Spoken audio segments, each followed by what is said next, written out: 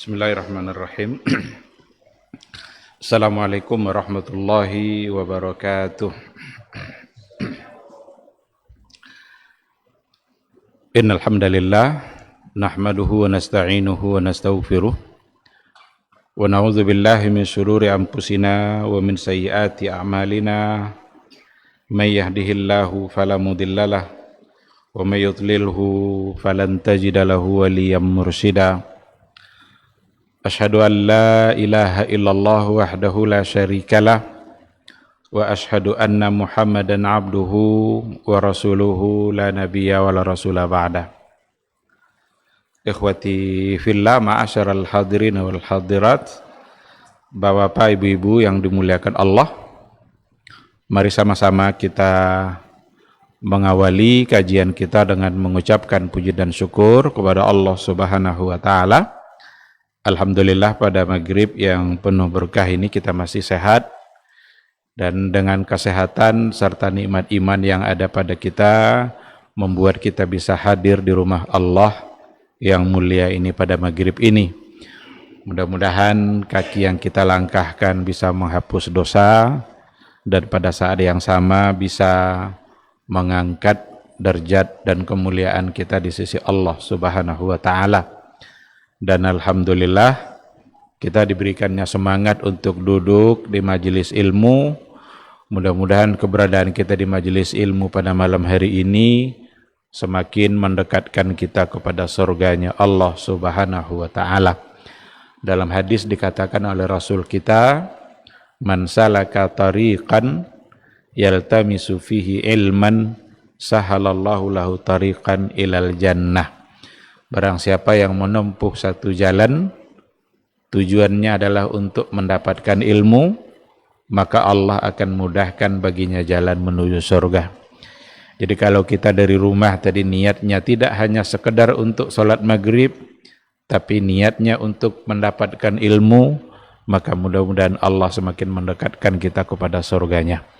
Amin, amin ya rabbal alamin. Mudah-mudahan umur yang masih tersisa hendaknya selalu kita gunakan untuk beramal saleh. Karena kalau kita tidak gunakan waktu kita untuk hal-hal yang baik, kita khawatir justru akan kita habiskan waktu kita untuk berbuat dosa dan berbuat maksiat. Sama-sama kita juga harus bersalawat dan salam untuk Rasulullah sallallahu alaihi wasallam. Allahumma salli ala Muhammad wa ala ali Muhammad. Mudah-mudahan kita semakin mencintainya, mudah-mudahan kita semakin taat, mudah-mudahan kita semakin semangat untuk mendalami sunnah-sunnah yang telah beliau ajarkan. Tidak hanya sekedar menjadi ilmu saja, tetapi hendaknya apa yang kita sudah dapatkan kita buktikan dalam kehidupan keseharian kita. Dengan cara itu insya Allah kita bisa selamat baik di dunia maupun di akhirat, dan kita berharap mudah-mudahan di yaumul mahsyar semua kita bisa mendapatkan syafaat dan pertolongan dari Rasulullah sallallahu alaihi wasallam. Amin amin ya rabbal alamin. Ikhwati fillah, ma'asyaral hadirin wal hadirat rahimani Allah wa iyyakum. Tema kita pada malam hari ini adalah maqasidu al-ibadat. Maqasid atau tujuan-tujuan ibadah. Membahas persoalan maqasidul ibadat ini memerlukan waktu yang cukup panjang, karena pembahasannya seluas ibadah itu sendiri. Apa saja yang masuk ke dalam kategori ibadah, maka di baliknya ada maqasid. Apa saja ibadahnya? Salat, puasa, haji, zakat, kurban, akikah, nazar. Itu semua adalah bagian dari ibadah. Dan di balik semua ibadah itu ada maqasid. Ada tujuan.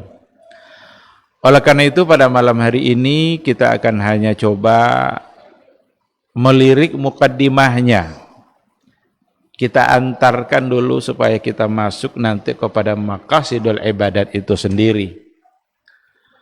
Oleh karena itu beberapa poin yang ingin saya bahas pada malam hari ini untuk berbagi kepada kita bersama, ada beberapa poin.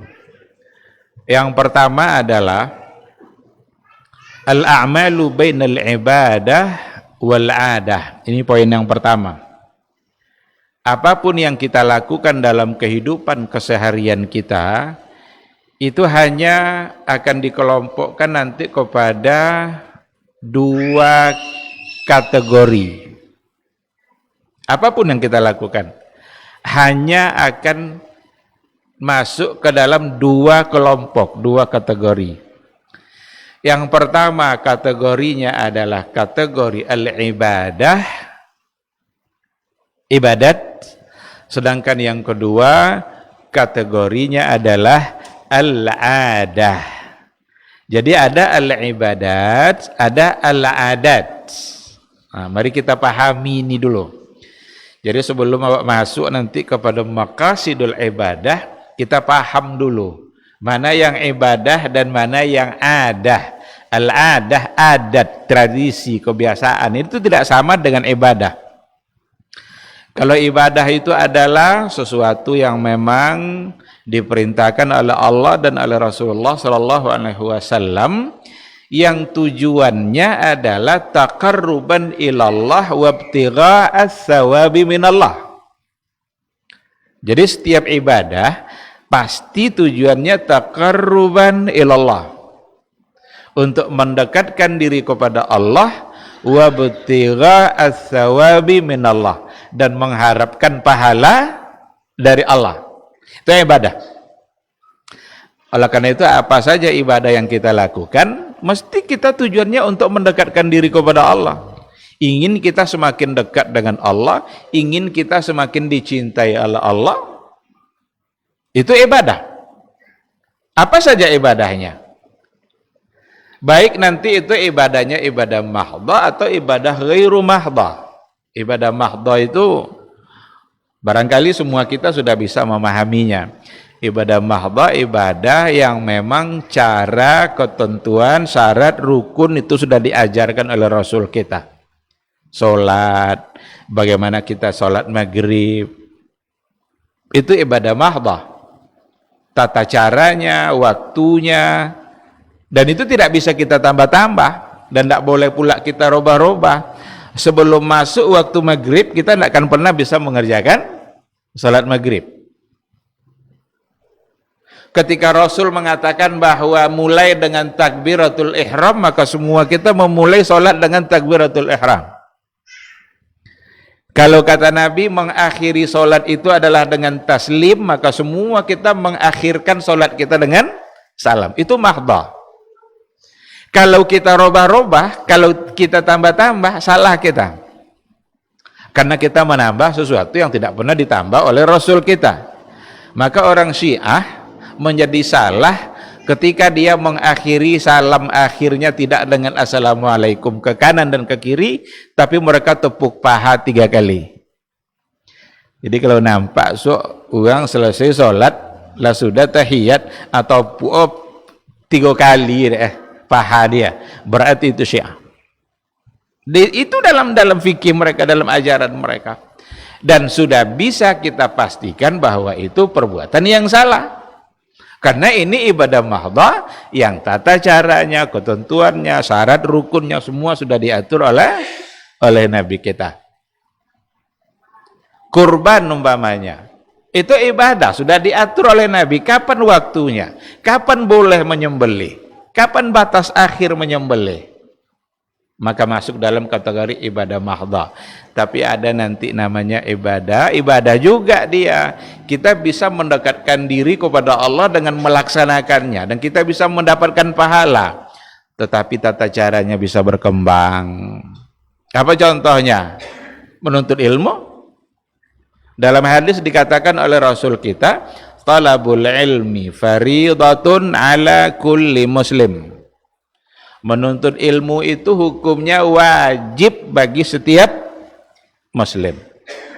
Ketika dihukumkan wajib, dan wajib itu biasanya hubungannya adalah dengan ibadah. Karena dia ada hukum di situ. Tetapi tata caranya bisa berkembang. Barangkali cara belajar orang dulu sudah tidak sama dengan cara belajar orang hari ini. Dulu tidak ada fakultas-fakultas, tidak ada kuliah-kuliah, tidak ada jenjang pendidikan SMP, SMA. Tapi itu bagian dari cara menuntut ilmu. Karena dia bisa berkembang, tidak apa-apa, berkembanglah sesuai dengan seiring dengan perkembangan zaman. Silaturahim itu ibadah. Barang siapa yang ingin dipanjangkan umurnya dan diluaskan rezekinya, falyasil rahimah, hendaklah ia menyambung silaturahim. Panjang umur, banyak rezeki, silaturahim. Berarti silaturahim itu perintah Nabi. Kalau sudah perintah Nabi, berarti itu ibadah. Tapi masuk dalam kategori ibadah ghairu mahdhah. Dalam artian, bisa saja tata cara silaturahim orang hari ini tidak pernah dulu ada pada tidak ada pada masa Nabi dulu. Dulu silaturahim ya memang harus datang, harus ketemu. Sekarang tidak pun dia ketemu secara langsung, tapi bisa ketemu secara virtual, bisa ketemu secara online. Nampak juga deh, yang lu di depan awak, nyekia dua lah depan awak. Bagian dari silaturahim atau tidak? Bagian dari silaturahim. Bisa berkembang. Bolehkah? Boleh. Ibadah juga dia, tapi ghairu mahdhah. Oleh karena itu, perbuatan dalam kehidupan keseharian kita nanti pertama sekali akan digolongkan pada persoalan ibadah. Dan ibadah pastilah tujuannya taqarruban ilallah wa ibtigha as-shawab. Itu jadi kata kunci, mendekatkan diri kepada Allah dan mengharapkan balasan. Bukankah ketika kita duduk-duduk di majelis ilmu, itu bisa sebagai cara mendekatkan diri kita kepada Allah? Karena Allah yang menyuruh dan Rasulnya yang menyuruh untuk menuntut ilmu. Berarti kita melaksanakan perintah Rasulullah Sallallahu Alaihi Wasallam. Bukankah kita juga mengharapkan balasannya? Kalau tadi dikatakan bahwa barang siapa yang melangkahkan kakinya menuju satu jalan, menempuh satu jalan untuk mendapatkan ilmu, Allah akan dekatkan surga kepada dia. Berarti ada harapan surga bagi kita. Dalam hadis yang lain juga, orang-orang yang selalu mudarasah, selalu belajar, berzikir, membaca ayat-ayat Allah, apa yang akan dia dapatkan? Nazalat alaihimus sakinah. Akan turun untuk mereka sakinah, ketenangan jiwa. Wa ghasyiyatuhumur rahmah, mereka akan diliputi oleh rasa kasih sayang. Ada rasa kasih sayang akan muncul sesama kita kalau seandainya kita sering berada dalam majelis ilmu. Saya berikan contoh. Kalau seandainya kita berada di majelis ilmu sekarang di sini, mungkin baru pertama kali itu kita ketemu. Satu saat kita ketemu lagi di majelis ilmu yang lain. Bagaimana kira-kira perasaan kita dengan orang yang pernah sama-sama duduk di majelis ilmu? Ada enggak kira-kira rasa simpati, rasa ini bagian dari kita, dia berarti kita cintai karena dia suka mengerjakan apa yang diperintahkan oleh Rasulullah Sallallahu Alaihi Wasallam. Semakin sering kita ketemu dengan orang-orang yang sama-sama berada di majelis ilmu, maka akan tumbuh rasa kasih sayang dalam hati kita. Ghasyiyatuhumur rahmah. Wasallat alaihimul malaika, mereka akan didoakan oleh para malaikat-malaikat Allah. Didoakan oleh para malaikat. Bukankah itu satu kebaikan, satu hal yang kita harapkan? Kalaulah malaikat mendoakan awak itu makbul loh. Malaikat memohonkan keampunan untuk kita, insya Allah makbul. Apa itu? Malaikat tidak ada dosa dah. Yaf'aluna ma yu'marun. Mereka, sifat malaikat itu yaf'aluna ma yu'marun. Mereka selalu mengerjakan apa yang diperintahkan kepada mereka. Itulah sifat malaikat itu. Tidak ada dosa. Kalau yang tidak ada dosa, tentu doanya Makbul, dikabulkan oleh Allah. Sekarang kita mendapatkan doa-doa dari para malaikat Allah. Wa dzakarahumullahu fi man indah. Dan yang tak kalah pentingnya juga, mereka dibangga-banggakan oleh Allah di hadapan makhluk mereka di atas langit sana. Itu untuk orang-orang yang berada di majelis ilmu. Oleh karena itu, majelis ilmu berarti adalah majelis ibadah. Majelis di mana situ kita beribadah. Dan tata caranya, waktunya itu tidak diatur langsung oleh Rasulullah sallallahu alaihi wasallam. Barangkali ada di antara masjid yang mengatur waktu majelis taklimnya di waktu duha. Bolehkah? Boleh. Karena Nabi memang tidak menentukan waktunya. Dia tidak sama nanti dengan sholat subuh, tidak sama nanti dengan ibadah puasa, ya waktu ketentuan sudah diatur Nabi. Bolehkah membuat majelis taklim ba'dal asar? Setelah sholat asar? Boleh saja. Karena Nabi memang tidak mengatur, hanya waktu-waktu tertentu saja. Ini, jadi kita perlu juga untuk membedakan dua ibadah ini. Yang pertama ibadah mahdhah, yang kedua ibadah ghairu mahdhah. Dan dua-duanya adalah mendekatkan diri kepada Allah, kemudian untuk mendapatkan pahala. Maka mengharapkan pahala dari amal soleh itu bukanlah satu hal yang salah. Bukan satu hal yang salah.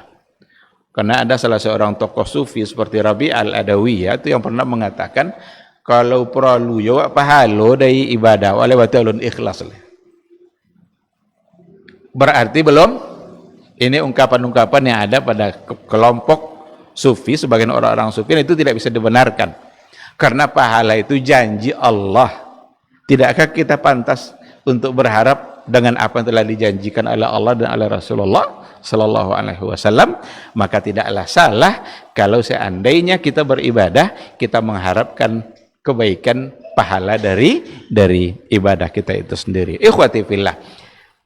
Namun selain daripada ibadah, dari semua yang kita lakukan, itu ada nanti yang masuk ke dalam sesuatu yang disebut dengan al-adat. Adat itu tradisi, kebiasaan-kebiasaan kita. Dia tidak menjadi bagian dari ibadah, dan tujuannya juga bukan mengharapkan pahala dan bukan untuk mendekatkan diri kepada Allah. Itu perbuatan-perbuatan keseharian kita. Apa yang kita makan, apa yang kita minum, seperti apa tempat tinggal kita, itu al-adat. Itu bukan bagian dari ibadah. Pagi-pagi makan lontong, makanlah lontong, tidak ada masalah. Itu persoalan kebiasaan saja. Dan barangkali kebiasaan satu orang bisa berbeda dengan kebiasaan yang lain. Silakan. Oh, dan tidak suka pak warnanya, jalan ya mau ngikinya. Tapi kalau dia tidak suka salat subuh warnanya itu tidak bisa dah. Berarti menentang satu ketentuan yang ditetapkan oleh agama, karena ini ibadah. Tapi kalau yang bukan ibadah, udah. Bisa saja kebiasaan satu wilayah berbeda dengan kebiasaan yang ada pada wilayah yang lain. Itu tidak ada persoalan, karena hanya masalah al-adat. Maka Imam Syatibi itu diantara kategori al-adah yang dimaksud itu, beliau memberikan contoh seperti al-malbas wal maskan wal markab wal masrab. Itu semua bagian dari al-adah. Hanya kebiasaan-kebiasaan yang ada dalam kehidupan seseorang yang itu tidak bagian dari ibadah, karena memang tujuannya bukan taqarruban ilallah dan juga tidak mengharapkan pahala. Satu lagi bedanya nanti antara ibadah dengan adah. Kalau al-ibadah itu biasanya diikutkan dengan niat. Tapi kalau al-adah itu tanpa diikut sertakan dengan niat. Itu diantara yang akan membedakannya juga. Nah, oleh karena itu kehidupan keseharian kita hanya akan ada dalam dua hal ini. Kita kalau tidak melakukan sesuatu dalam bentuk ibadah, berarti kita melakukan sesuatu dalam bentuk al-adah. Apa yang kita kendarai, umpamanya kita mau naik sepeda motor, mau naik mobil, mobil kita mau mereknya apa, mau modelnya seperti apa, mau tahun berapa, tidak ada masalah. Ada orang punya duit, dia bisa membeli mobil yang paling mahal, belilah.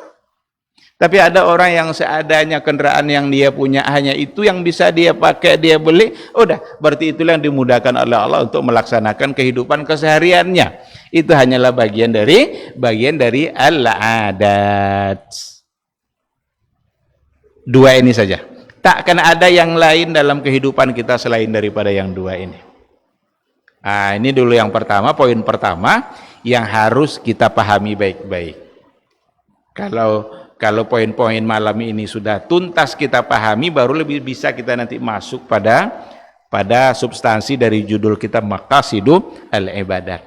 Jadi poin yang pertama, al-a'mal bainal ibadat wal adat. Aktivitas kita, amalan kita, kegiatan kita hanya akan masuk dalam satu di antara dua hal. Kalau bukan ibadah, berarti al-adah. Kalau al-adah, silakan berkembang. Ini tidak masuk persoalan bid'ah dalam adat-adat seperti tadi itu. Oh, kalau begitu haji naik pesawat, itu tidak bid'ah. Nya doang kini yang tidak je mengerti lapui wak maju tidak je mengerti begitu.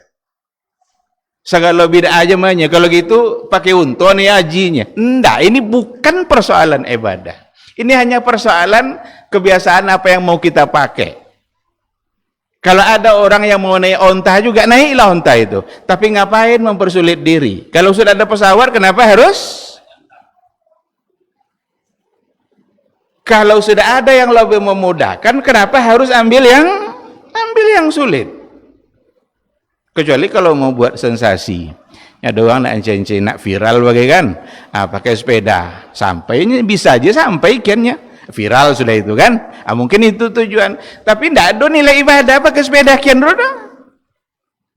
Justru kalau ternyata itu mempersulit diri kita, lebih baik meninggalkannya daripada lebih baik mengambil yang lebih mudah daripada mempersulit diri.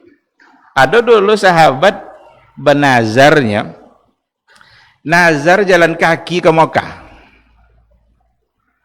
Jadi jalan kaki pergi ke Mekah. Dah ngorek Nabi nazar sampai waktu akan mengerjakan nazar tadi, apa kata Nabi? Pergilah wang ke Mekah duanya, tapi jangan jalan kaki. Kalau bisa pakai unta, kalau bisa pakai kuda, apa tidak jalan kaki? Berarti mempersulit diri. Sedangkan Allah ingin menghindarkan kita dari kesulitan. Jadi salah satu dari maqasid ibadah itu nanti adalah ketika Allah menginginkan kita terhindar dari kesulitan.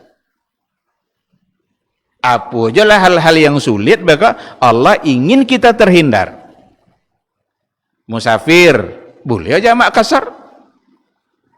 Padahal asar lalu masuk lalu. Zuhur bau yang masuk, tapi lah boleh di jamak bawa asarnya ke waktu zuhur. Apa dia betul? Supaya kita terhindar dari kesulitan. Nah, ini nanti poin-poin dari maqasidul ibadah yang akan kita bahas pada bahasan-bahasan berikutnya. Lah, jadi ketika ada orang memilih untuk mempersulit diri, maka tidak boleh. Nah, jadi persoalan al-adat ini tidak masuk di sini masalah bid'ah. Keseharian yang kita gunakan. Kita mau pakai sarung, pakailah sarung. Kita mau pakai jubah, pakailah jubah. Apakah berdosa kalau tidak pakai jubah? Tidak. Dalam masalah ini yang harus kita ikuti adalah aturan umum, hukum umum yang diatur oleh Nabi kita. Apa hukum umum yang diatur oleh Nabi awak? Semua pakaian harus menutup aurat. Wajib itu yoro. Jenisnya lah. Pakaian yang dipakai itu tidak boleh menyerupai kalau umpamanya laki-laki tidak boleh pakaiannya menyerupai perempuan. Tidak boleh laki-laki pakai jilbab. Perempuan jangan pula menyerupai pakaian laki-laki. Jangan dipakai pakaian laki-laki. Itu aturan agama. Itu aturan umum. Tapi model apa yang kita pakai, seperti apa warnanya, mau warna hitam, mau warna coklat, itu semua adalah diserahkan kepada kesukaan-kesukaan yang ada pada kita. Barangkali ada orang yang suka warna tertentu lalu ia pakai, maka itu tidak bisa dikatakan menyalahi atau melanggar aturan agama. Ini poin pertama. Jadi semua yang kita lakukan hanya satu di antara dua. Kalau bukan ibadah, berarti al-adah, tradisi, kebiasaan. Poin kedua, al-ibadatu bainal hukmi wal hikmah. Itu bab ibadah pertama yang dibahas dalam kitab fikih. Semua kitab fikih rata-rata memulai babnya dengan babut taharah. Padahal taharah tidak masuk dalam rukun Islam, kan? Ada tidak taharah dalam rukun Islam? Salat, zakat, puasa, haji. Tidak ada taharah. Tetapi kalau kita lihat dalam kajian hukum, kajian fikih, yang dibahas pertama kali itu adalah bab taharah. Semua ulama fikih membahas itu. Coba aja ambil buku fikih, tengok apa bab pertama? Taharah. Padahal salat, zakat, puasa itu dibahas sudah itu. Kesan walaupun taharah itu tidak masuk ke dalam rukun Islam, tetapi tidak menjadi poin dalam rukun Islam, tetapi babut taharah akan mencakup dan masuk ke semua bab-bab tadi itu. Bicara solat, ada masalah taharus itu. Tidak sah solat kalau tidak suci. Puasa umpamanya. Ada tidak bab taharus dalam puasa? Ada. Wanita yang dalam keadaan haid maka tidak boleh berpuasa. Wanita yang dalam keadaan nifas, wiladah tidak boleh berpuasa. Ini bagian dari taharah. Haji, ada tidak bab taharah di situ? Ada. Tawaf itu hukumnya harus dalam keadaan suci. Zakat ada tidak bab taharah di situ? Zakat. Kalau bayar zakat fitrah wajib dalam keadaan suci? Tidak kan? Ajan bau duk lah dulu. Harus lo bau duk dulu menjelang bayar zakat fitrah. Tidak diharuskan, tetapi persoalan sucinya ada pada hartanya. Harta yang dizakatkan harus harta yang bersih. Ada pertanyaan, Pak Ustadz nih, harta hasil korupsi wajib tidak bayar zakat? Harta hasil korupsi wajibkah dibayarkan zakatnya? Ini hasil korupsi. Harta zakat itu kan untuk membersihkan harta. Kalau mengharta ruanula kotor sadua apa kan yang beras ya? Sama aja menyapu WC aja sampah. Sama-sama kotor. Berarti tidak, karena memang harta yang dizakatkan itu adalah harta yang bersih. Kalaupun dibayarkan zakatnya tidak membuat harta itu kemudian lalu menjadi bersih. Baik, balik kita kepada tema kita. Babut taharah itu ada, kalau kita bicara umpamanya taharah, ada hukum dan ada hikmah. Apa hukumnya? Taharah itu umpamanya berwudu, hukumnya wajib. Hikmahnya? Inilah nanti kajian maqasid itu. Maqasidul ibadah. Maka tadi saya katakan tema maqasidus syariah itu sama luasnya dengan syariah itu sendiri. Dan pasti akan memerlukan waktu bagi kita untuk membahasnya. Saya ambil satu contoh hadis yang berhubungan dengan maqasid dari wudu. Kalau bahasa kitanya kira-kira Nabi bilang begini, bahwa tetesan air wudu kalian itu akan menggugurkan dosa dan kesalahan kalian. Oleh karena itulah yang kita basuh saat kita berwudu itu sumber-sumber dosa, saudara. Keluar angin dari belakang, tempat keluar angin itu tidak ada kita sentuh-sentuh. Lalu diminta kita untuk berwudu. Yang kita basuh apa? Muka, tangan, kaki. Sunnahnya apa? Berkumur-kumur. Kenapa harus berkumur-kumur? Ini sunnah dan wajib wudu itu semua akan bisa menggugurkan dosa kita. Bukankah lidah kita ini punya dosa yang sangat banyak? Berkumur-kumur saja, tujuan kita saat kita berwudu sebagai sunnah dari wudu itu sendiri, itu bisa menggugurkan dosa lisan. Ketika kita basuh pula muka kita, di sini ada mata yang juga dalam keseharian kita menghadirkan berbagai macam dosa. Maka ada di antara dosa-dosa kita yang bisa gugur dengan seperti itu. Tapi itu biasanya adalah dosa yang berhubungan dengan Allah. Dosa yang berhubungan dengan hak Allah. Tapi kalau dosa yang berhubungan dengan hak manusia, ndak bisa gugur. Pamo ndak bayar utang. Itu ndak kan lunas dek uduk. Habis sumur ayu mbek uduk ndak kan lunas utang. Karena hubungannya sama manusia. Tapi kalau hubungannya dengan Allah, Allah siap untuk memaafkan. Oleh karena itu, bicara hukum dalam persoalan ibadah penting. Tapi bicara hikmah dalam persoalan ibadah itu juga sangat penting. Kenapa demikian? Kalau kita hanya fokus bicara pada hukum saja, kadang-kadang ibadah ini terasa beban. Kalau kita fokus pada hukum, ibadah akan terasa beban. Apa dek payah bayu zakat do? Adanya lah kayu, ndak mau bayu zakat dah. Karena dia hanya bicara hukum. Dia ndak bicara hikmah. Seandainya diikutkan dengan hikmah, tahu kita hukumnya ini, tahu kita hikmahnya ini, ibadah tidak lagi akan menjadi beban, tapi ibadah justru akan menjadi kebutuhan. Kalau kita tahu bahwa dengan memberikan harta yang kita punya akan diganti oleh Allah Ta'ala berlipet-lipet kali banyak daripada itu, bahkan bisa sampai itu jatuh. Kalau itu yang ada di pikiran dia, jangankan membayar zakat. Kalau zakat kan kewajiban, itu kan kewajiban sampai nisabnya. Belum pun sampai nisab hartanya itu, dia sudah ingin untuk mengeluarkan zakat. Kalaulah kita tahu hikmah dari sebuah ibadah, tidak hanya fokus pada hukum, maka kita akan bersemangat untuk mengerjakan ibadah. Apa dek payah jago subuh? Karena kita anggap beban. Tapi kalaulah kita tahu hikmahnya,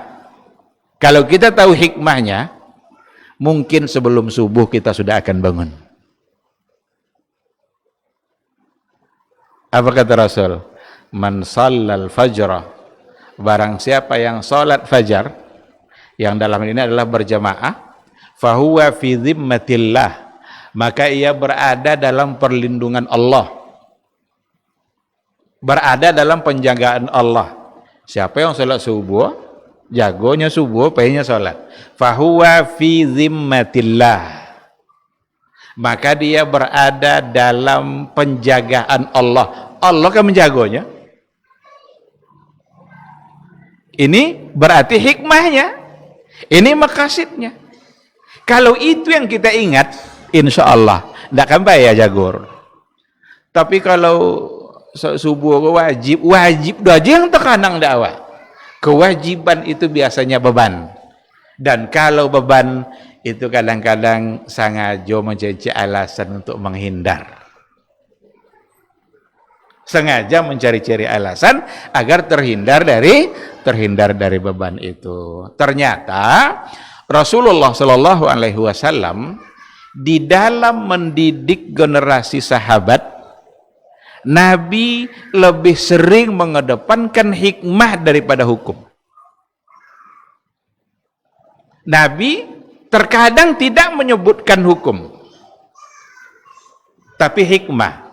Dan ketika hikmahnya sudah disampaikan oleh Nabi, Sahabat tidak lagi peduli kok apa hukum gue wajib gue atau tidak peduli dah lah. Karena yang dia ingat adalah hikmah. Sementara kita ketika kita mendahulukan hukum, kalau seandainya hukum itu tidak wajib, tidak cenderung mengojolnya tidak wajib dah. Coba kita ambil satu contoh. Ada tidak Nabi Sallallahu Alaihi Wasallam menyebutkan hukum sholat berjamaah? Wajibkah, sunnahkah? Ada tidak lain Nabi? Hukum itu? Tidak. Ulama para fuqaha membahas. Terbagilah pendapat para ulama kepada beberapa bentuk pendapat. Ada yang bilang wajib, ada yang bilang sunnah muakkadah. Jumhur ulama termasuk dalam mazhab Syafi'i itu mengatakan sunnah muakkadah, salat berjamaah. Tapi yang ada di hadis Nabi apa? Nabi mengatakan begini, salatul jamaati afdalu min salatil fardhi bi sab'in wa ishrina darajah. Salat berjamaah itu lebih afdal, lebih utama dari salat sendiri. Berapa keutamaannya? 27. Dalam satu riwayat 25. Jadi ada dua riwayat. Ada yang bilang sab'in wa ishrina, ada yang khamsin wa ishrina. Terlepas dari perbedaan riwayat itu. Yang jelas yang satu yang sendiri hanya dapat satu, yang bersama-sama dapat 27. Ada ndak hukum di situ? Wajibkah atau sunnah muakkadahkah? Nah, yang ada adalah hikmah.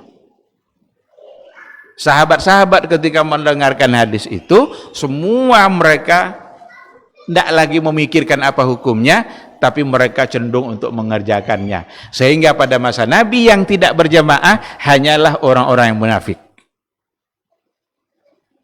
Hanya orang-orang munafik saja. Apalagi untuk sholat isya dan sholat subuh.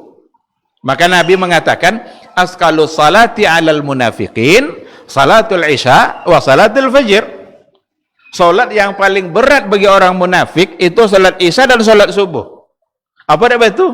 Yang tak nampak lah.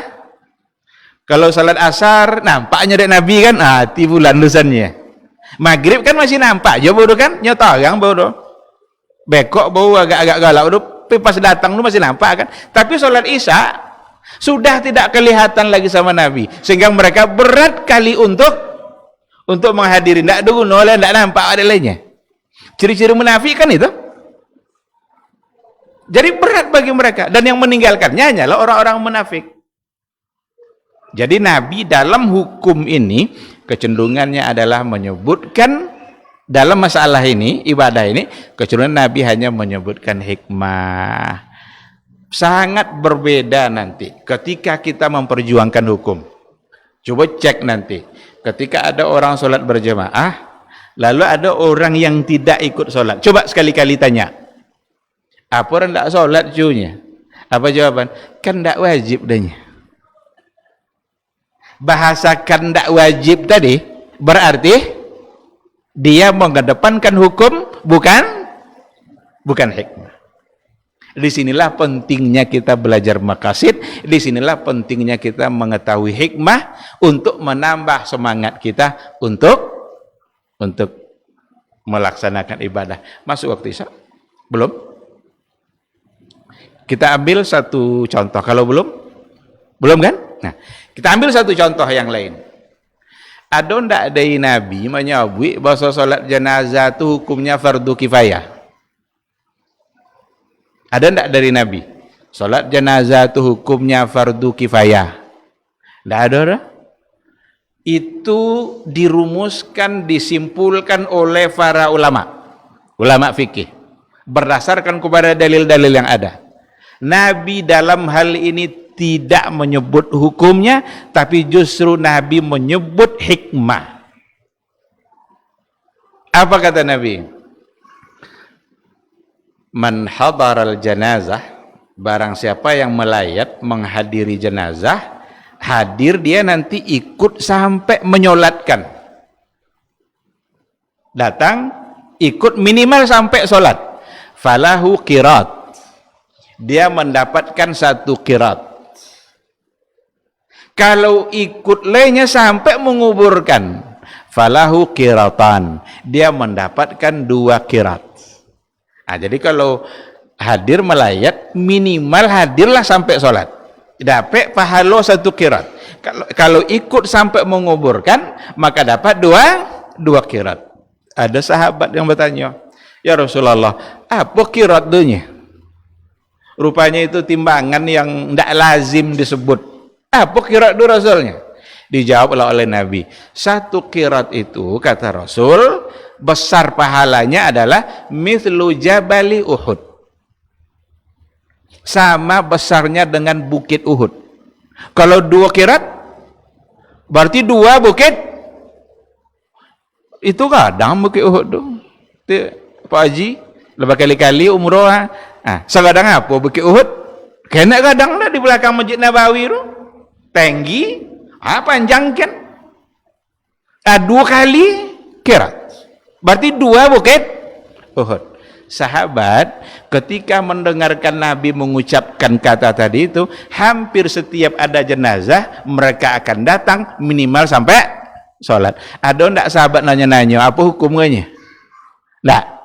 Sudah lagi bukan persoalan hukum fardu kifayah kah? Ya, fardu kifayah itu kan selesai kewajiban kalau dikerjakan oleh orang lain.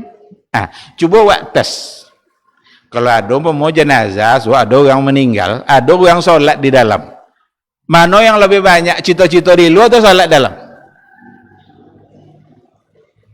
Coba tanya, apa ndak ikut sholat cunya? Akan fardu kifayahnya. Beda ndak nanti?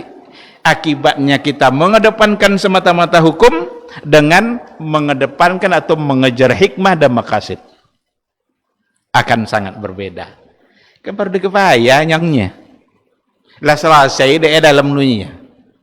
Nabi tidak mempertimbangkan fardu kifayahnya, tapi yang diingatnya adalah qirat, pahala sebesar bukit Uhud. Dan Nabi pun membuktikan pula. Apa contoh Nabi membuktikan? Ada seorang nenek-nenek yang biasa membersihkan masjid, tiba-tiba meninggal. Nabi bertanya, nenek ini anak biasa-biasa bersih masjid tangnya, andailah meninggal Rasulnya. Apa ndak kalian sabuin keadaannya? Walima ma'adzantumunani. Apa ndak kalian sabuin keadaannya Nabi? Kami khawatir mengganggu kamu ya Rasulullah. Apanya Nabi? Tunjuk keadaan mana kubunya. Tunjuk keadaan mana kubu. Tan kubunya Rasul. Anjinya sahabat tadi. Pailah Nabi ke kubunya tadi dan Nabi menyolatkan sampai di kubur tadi. Nabi nuhala jamin masuk surga ingin menunjukkan kepada kita bahwa yang fardu kifayah ini kan selesai tadi kan? Kan Nabi bisa nyabi alhamdulillah lah selesai dek kalian. Kan itu? Indah, Nabi menunjukkan, tunjuk keadaan mana kuburnya.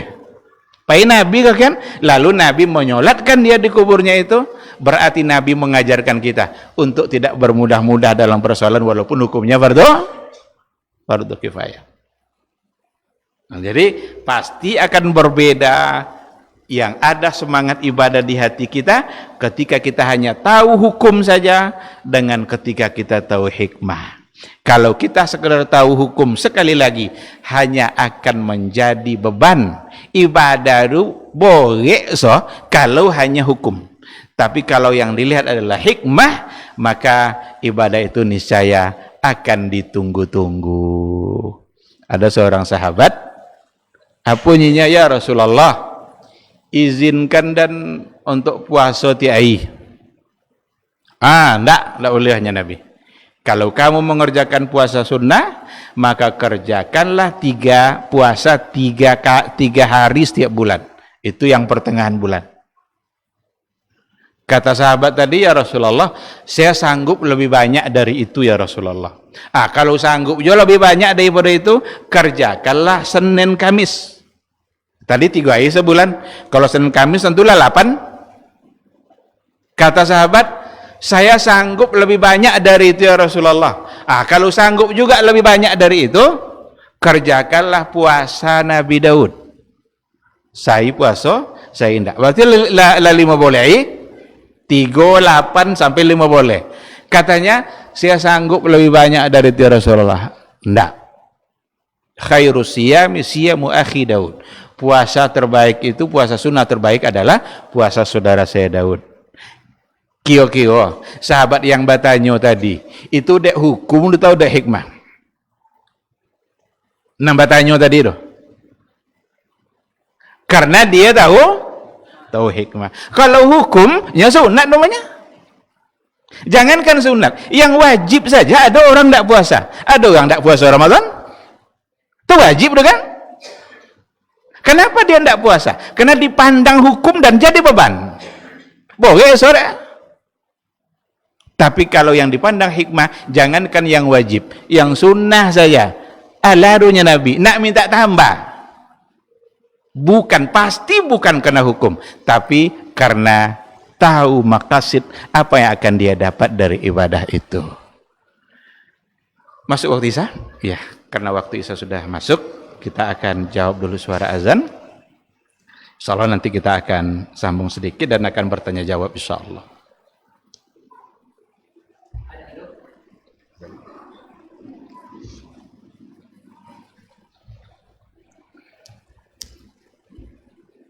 Allahu Akbar,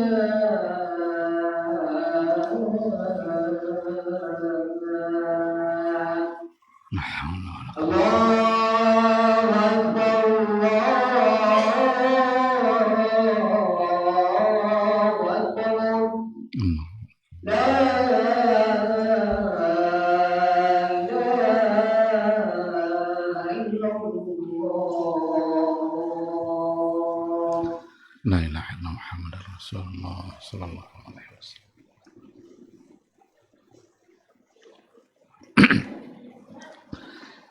Bismillahirrahmanirrahim. Alhamdulillah wassalatu wassalamu ala Rasulillah wa ala alihi wa sahbihi wa mawala. Ikhwati fillah, ma'asyiral hadirin wal hadirat, rahimani Allah wa iyyakum. Kembali kita kepada materi kita. Sebelum kita bertanya jawab, jadi tadi sudah kita sampaikan pada poin yang kedua ini berarti menjadi keharusan bagi kita untuk bicara ibadah, apa hukumnya dan apa pula hikmahnya. Cuma memang tidak mesti nanti ketika kita tahu hikmah baru kita laksanakan hukum. Ini satu sikap yang salah. Jadi bukan pula berarti ketika kita sudah tahu hikmahnya barulah kita taat pada hukum. Nah, asal ada perintah dari Allah, pasti di situ ada hukum dan pasti di situ ada hikmah. Maka dalam setiap hukum yang telah ditetapkan oleh Rasul kita, kita tinggal taat saja. Untuk kemudian nanti baru kita merasakan dan mendapatkan hikmahnya. Nah, jangan pula nanti dibicarakan satu hukum lalu dicoba utak-atik hikmahnya. Ketika tidak ketemu hikmahnya, membuat dia justru tidak mau mengerjakan hukum. Atau lari dari hukum karena ada hikmah-hikmah sesuatu yang barangkali dianalisa oleh akalnya dan tidak nyambung pula dengan akalnya. Itu satu sikap yang tentu saja salah. Jadi perlu kita bicara hikmah, hukum ini, hikmah ini, agar kita bersemangat untuk beribadah. Tetapi ketaatan kita jangan sampai tertunda dulu sebelum ketemu hikmah. Kalau tidak nanti ketika tidak tentu dapat hikmah puasa, apa tu tidak puasa tewak dah. Puasa aja dulu, laksanakanlah karena dia perintah Nabi. Rasul kita yang menyuruh.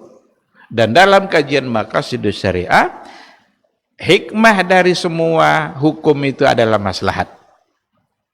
Apa saja, baik dalam bentuk perintah maupun dalam bentuk larangan. Setiap perintah ada kebaikan yang Allah ingin berikan kepada kita, dan dalam setiap larangan ada kemudaratan yang Allah ingin kita terhindar darinya.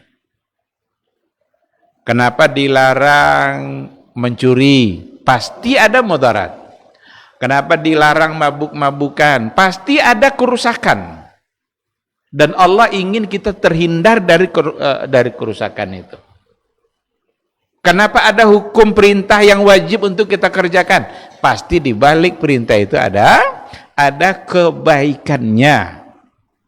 Oleh karena itu, kita harus menunjukkan ketundukan dan ketaatan kita dalam hukum-hukum Allah, dan pada saat yang sama ketika kita tahu hikmah, maka akan semakin semangat kita untuk mengerjakannya. Jadi kalau seandainya ada di antara hukum, kadang kodok bantah-bantah deh. Nya hukum jangan awak kajinya. Iko tarwih ko 8 ke 20-nya. Ah, bantah-bantah lah. Dek 8 20 aja kah. Tapi kalau seandainya kita ingat hikmah, apa yang akan kita dapatkan dengan mengerjakan itu? Ketika Nabi mengatakan man sallama al-imam hatta yansarifa kutiba lahu qiyamul lailah. Barang siapa yang sholat bersama imam, sholat malam tadi itu, tarawih itu umpamanya, sholat dia bersama imam, kutiba lahu qiyamul lailah, dicatatkanlah baginya ibadah sepanjang malam. Itu ndak kan pay-nya 2 rakaat pay ndak udah. Ya, doang kadang hampir rakaat pula pay. Padahal hadis man sallama al-imami hatta yansarif. Siapa yang sholat bersama imam sampai imam selesai, baunya pai, dicatat baginya ibadah satu malam penuh. Maka dia akan berusaha untuk menyelesaikan sholatnya bersama imam. Pasti akan berbeda ketika yang kita pertimbangkan hanya sekedar pelaksanaan hukum saja, daripada kita memperhitungkan atau mengetahui hikmah dan maqasid yang ada di balik sebuah hukum. Ikhwati fillah, ma'asyiral hadirin wal hadirat rahimani Allah wa iyyakum. Utsman bin Affan pernah meminta ke Nabi untuk menyumbangkan seluruh hartanya. Tidak boleh oleh Nabi. Jangannya Nabi, apa yang akan kamu tinggalkan untuk keluarga kamu? Jadi Utsman ingin memberikan semua hartanya kepada Nabi untuk kemaslahatan dakwah Nabi. Tidak boleh Nabi. Kira-kira Utsman yang ingin memberikan semua harta tadi, itu karena ingat hukum sedekah itu atau ingat hikmah sedekah? Kalau hukum terkadang lah kan jadi itu dah. Kalau zakat ya wajib, kalau infak kan tidak wajib dah kan. Ini ingin memberikan seluruh Seluruh hartanya. Itu bukan karena hukum. Kalau karena hukum sekenek-sekenek obenya tuh. Cendawa kan sekenek-sekeneknya kan. Satu payah juga gitu. Untuk kurban kenek bayar. Banyak alasan. Padahal sekeneknya. Tapi Utsman semua Nabi lo yang menolak. Ndaknya Nabi. Jangan sodoh. Apa yang akan kamu tinggalkan nanti untuk keluarga kamu? Jadi baikkanlah harta, tapi tetap tinggalkan untuk keluarga. Satu-satunya yang diterima oleh Nabi, diberikan semua hartanya, itu adalah Abu Bakar. Kalau Abu Bakar itu temur Nabi. Diberikan semua hartanya, kemudian Nabi mengiyakan. Itu apa untuk keluarganya? Apa kata Abu Bakar? Taraktuhum lillahi wa rasuli. Saya tinggalkan mereka kepada Allah dan Rasulnya. Itu jawaban Abu Bakar. Ayah Abu Bakar As-Siddiq itu kan buta, dia tidak bisa melihat. Bertanyalah ayahnya, apa harta yang kamu tinggalkan untuk keluarga? Dia ambil batu bicak-bicak masuk di kantong di kocok kuncang banyak hanya. Ya buta. Pepegang ayat lainnya. Padahal itu bukan karena dia ingin memberikan semua harta dia. Jadi kalau sudah mengerti dengan apa yang akan didapatkan dengan hukum atau dengan sebuah ibadah, tidak semata-mata ingat hukum, pasti akan lebih bersemangat untuk mengerjakannya.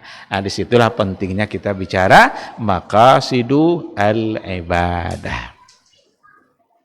Tapi belum masuk ke maqasid ibadah. Barangkali nanti bisa dibahas maqasidut taharah, ada maqasidus shalah. Maqasidus shalah kan salat sebagai sebuah ibadah, apa pula hikmah yang akan didapatkan. Ada maqasiduz zakat sebagai sebuah ibadah, apa pula hikmah maqasid yang ada di balik ibadah itu. Mudah-mudahan Allah selalu memberikan kita kesehatan dan selalu memudahkan kita untuk berada di majelis ilmu. Ini mungkin sebagai bahan kajian kita pada malam hari ini. Saya hanya ada pertanyaan, 1 atau 2 pertanyaan, dipersilakan.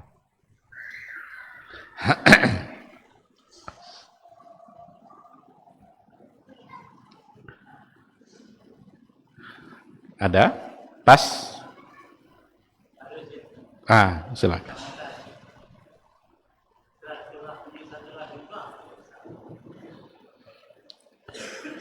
Silaturahim.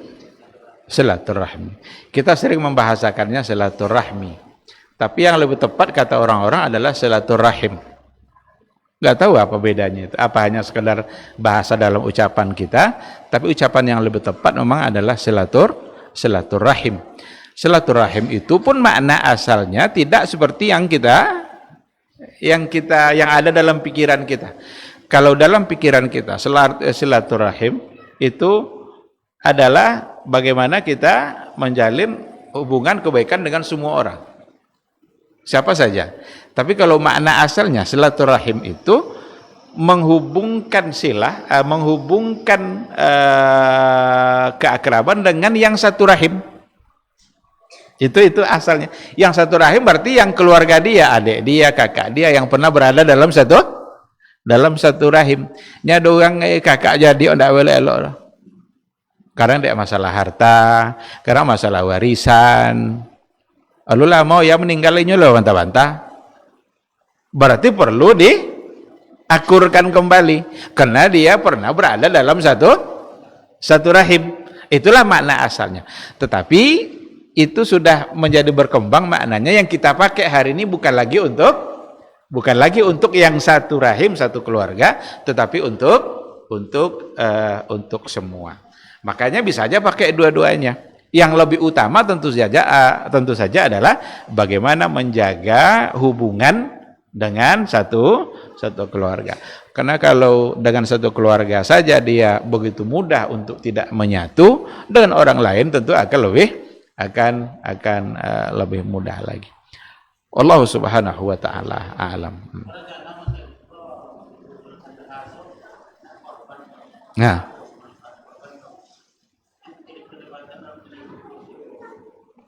Syarat korban?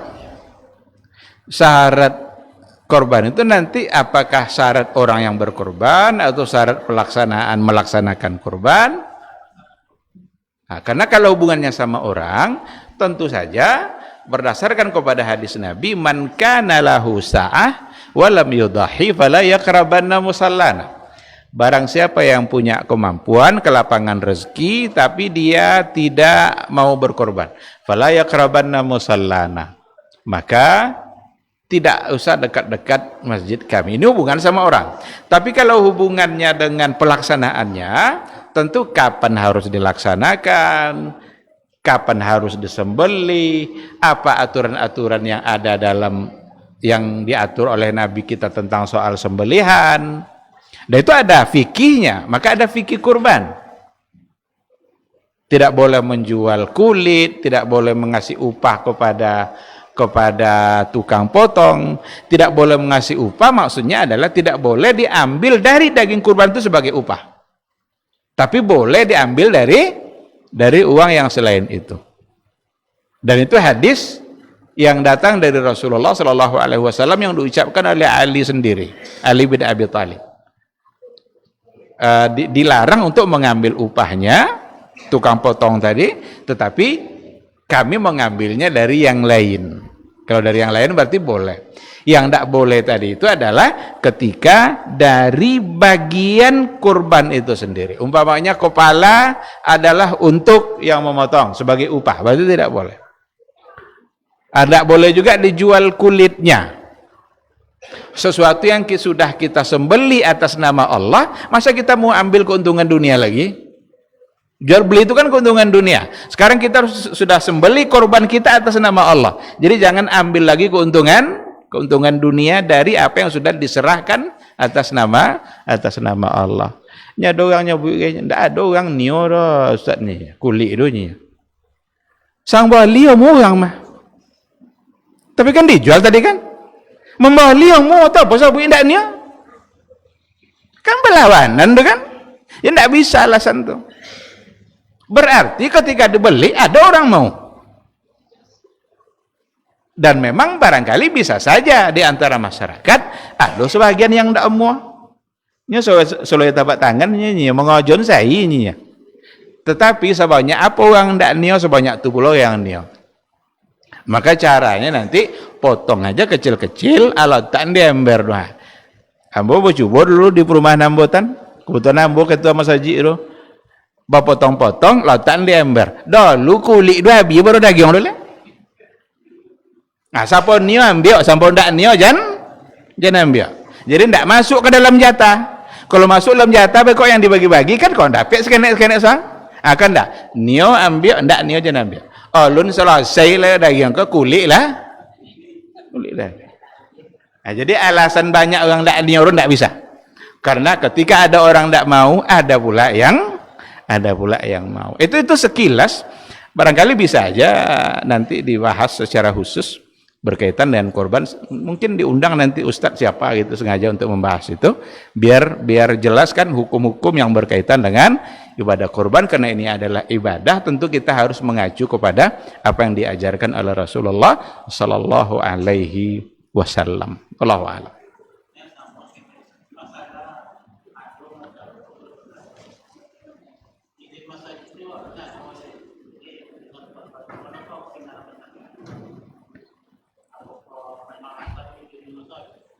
Tidak ada hubungannya dengan masjid. Hukum asal korban itu justru bukan di masjid. Hukum asal korban pada masa Nabi itu masing-masing orang di rumahnya bantai. Bantai, ambil bagian ke orang lain, ambil untuknya bagian ke orang lain. Pada masa itu tidak ada pakai panitia masa Nabi. Jadi tidak memerlukan adanya izin masjid. Tidak ada hubungan.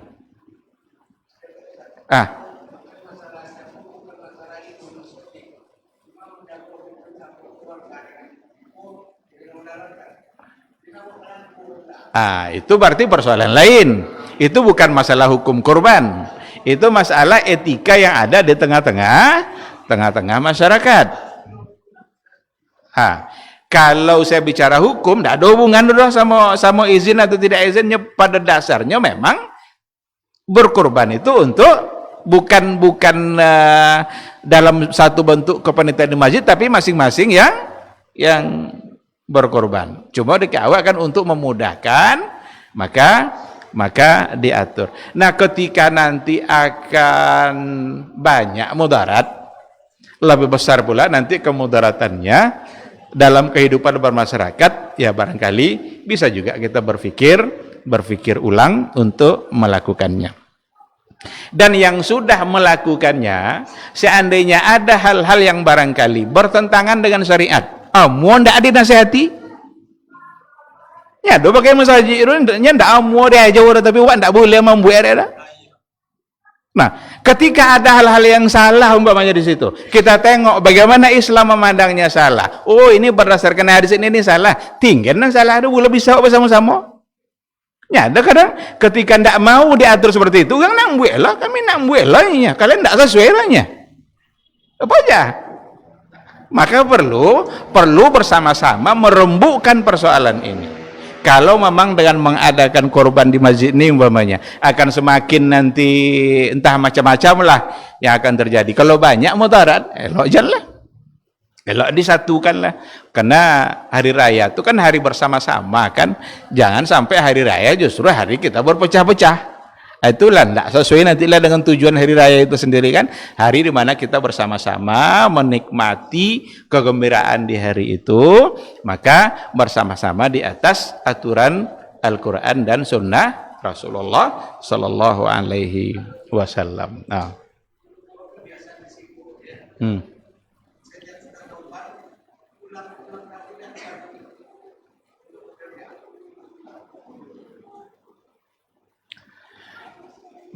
Kalau sebagai upah untuk pekerja juga tidak.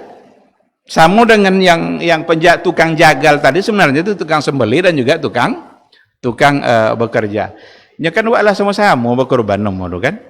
Ada orang yang mengorbankan harta, ada orang yang mengorbankan tenaganya. Urang haroto bendek mah, awak tenaga saya itunya. Minta upah aja, Wak. Jadi itu pula lah yang kita korbankan di hari itu. Jadi tidak diberikan upah. Kalau mau diberikan, sekali lagi jangan ambil dari hewan kurbannya. Mungkin dari masjid, dibayar khusus, atau dari yang berkorban. Umpama kalau sumbangan kurbannya 29, harga kerbau umpamanya 29, satu orang 29, pungut 3 juta. Jadi 29 untuk kerbaunya, 100.000 untuk operasional.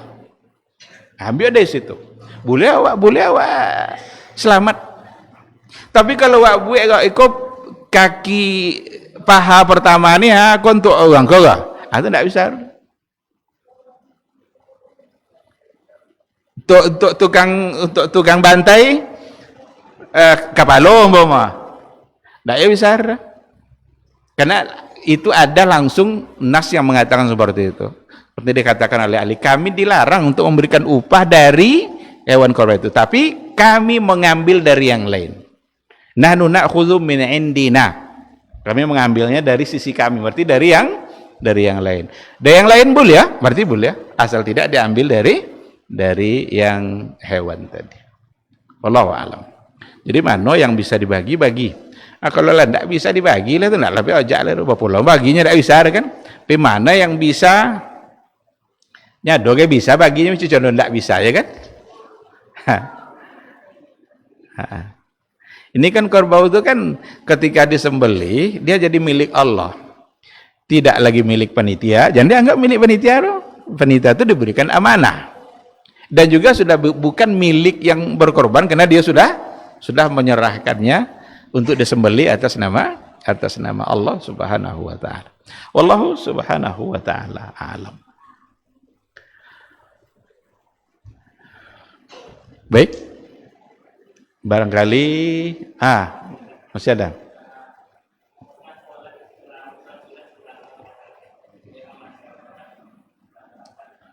Salat sunat setelah salat asar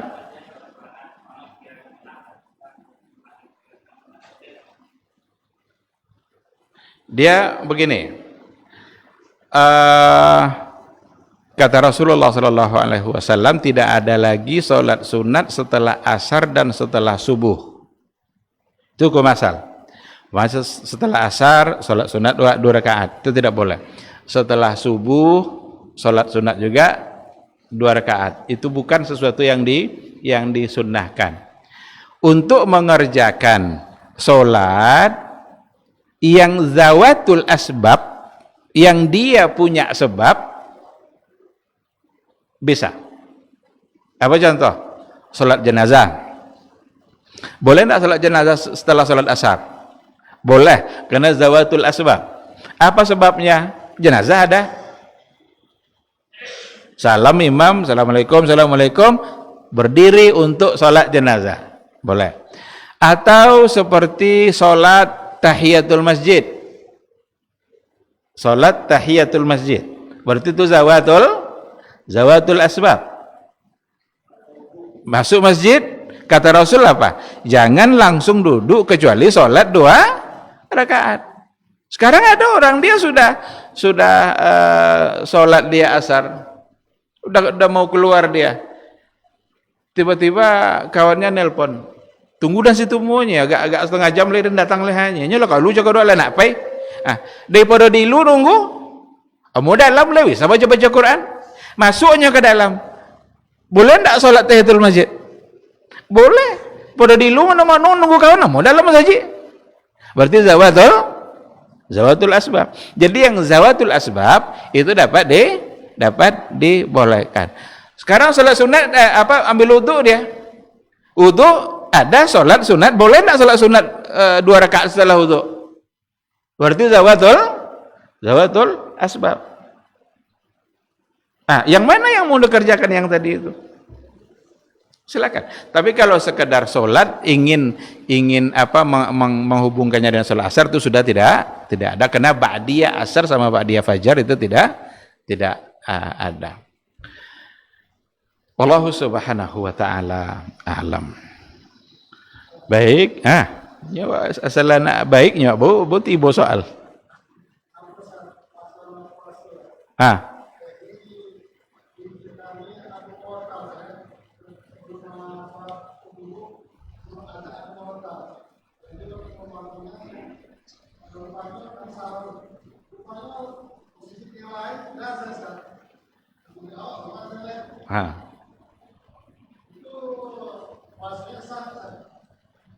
Karena ketidaktahuannya.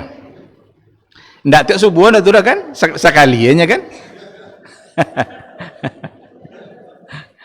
Makanya kalau kita lagi masjid, kita juga sedang di jam kita belum masuk waktu, sementara di masjid lain sudah azan, perlu dicek jam awak. Karena itu biasa yang jadi patokan di awak kan adalah ketentuan yang ada pada jam berapa gitu. Kalau ternyata itu bermasalah, kurang baterai, berarti dirobah. Tapi kalau terjadi seperti tadi, sifatnya insidental, sifatnya hanya kondisional seperti itu. Tanpa kita sadari, kita menganggap bahwa subuh belum masuk, ternyata sudah. Awak dalam keyakinan awak subuh belum masuk, berarti puasa sah. Itu yang digunakan adalah kaidah al-aslu baqa'u makana ala makana. Jadi hukum sesuatu itu, hukum asalnya sesuatu itu sesuai dengan keadaan semula. Itu hukum asal sesuatu, sesuai dengan keadaan semula. Baqa'u makana ala makana. Keadaan semulanya apa? Malam. Hukum malam apa? Kita boleh makan. Berarti kita berada dalam satu keyakinan bahwa kita boleh makan. Maka puasa kita dihukumkan tetap sah. Maka saya katakan tadi, kan tidak tiap pagi itu kan sekalinya. Tapi kalau setiap pagi kita mengikuti itu, setiap awak ngaji bawa orang lazan, so pagi awak ngaji orang lazan. Apa fikir je lah, jangan pertahankan juga ngaji awak tu. Mungkin jam awak yang salah. Tapi kalau sifatnya kondisional, kejadian sekali seperti itu, kita dihukumkan Karena kita merasa masih malam, dan malam hukumnya boleh makan. Dan puasa kita sah insya Allah. Berdasarkan kaidah yang tadi. Nah, baik Bapak Ibu yang dirahmati Allah, kalau sudah tidak ada lagi, saya kira sampai di sini kajian kita. Mudah-mudahan apa yang kita bicarakan pada malam hari ini ada ilmu yang bisa kita dapatkan, dan semoga Allah Subhanahu wa taala selalu memudahkan kita untuk bermajelis dan memudahkan kita untuk mengamalkan apa yang sudah kita dapatkan. Terima kasih dan mohon maaf. Subhanakallahumma wa bihamdika asyhadu an la ilaha illa anta astaghfiruka wa atubu ilaik. Wassalamualaikum warahmatullahi wabarakatuh.